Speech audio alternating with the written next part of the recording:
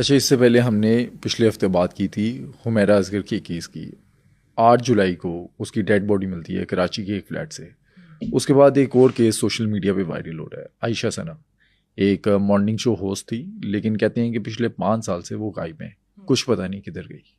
ہمارے لاہور سے اور لاہور کے علاوہ مختلف جگہوں سے، پورے پاکستان سے وہ بڑے بڑے نام جن کو ٹی وی پر بہت پسند کیا جاتا ہے، ڈراماز میں، پروگرامز میں، ماڈلنگ میں ان کے نام ہیں، وہ کراچی جا کے کام کرتے ہیں. کراچی چونکہ ہب ہے، انڈسٹری اچھی ہے، پیسے اچھے ملتے ہیں، کام اچھا ملتا ہے، نام بھی اچھا ملتا ہے. تو کراچی جب یہ جاتے ہیں تو یہ سب کے سب، کراچی میں یہ ٹرینڈ ہے کہ اپارٹمنٹ سسٹم ہے. یہاں پہ تو گھروں کے سسٹم ہے نا، وہاں اپارٹمنٹ سسٹم ہے.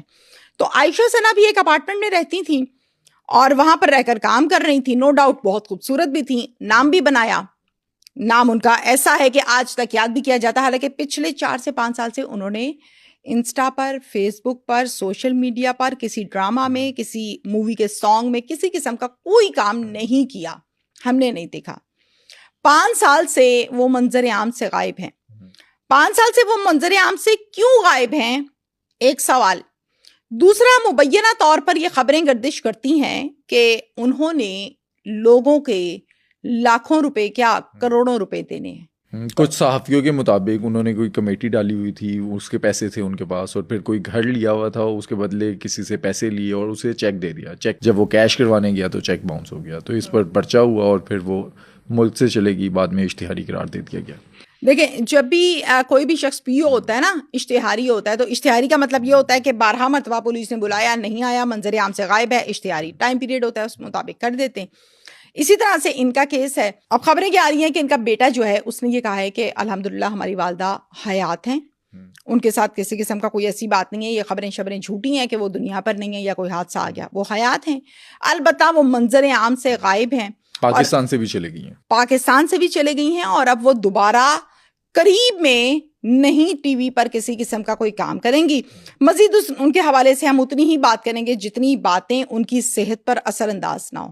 اب آپ کو پتہ ہے کہ بعض اوقات جب بہت بڑا نام بن جاتا ہے نا، تو اس کو ہر جگہ پروٹوکول ملتا ہے، وہ جاتا ہے، اس کے ساتھ لوگ آ جاتے ہیں، سیلفیاں لیتے ہیں. اب اس سے آپ کا جو دماغ ہے نا بعض اوقات خراب ہو جاتا ہے. معذرت کے ساتھ اس کیس کی بات نہیں کر رہی، ایک جنرل بات کر رہی ہوں.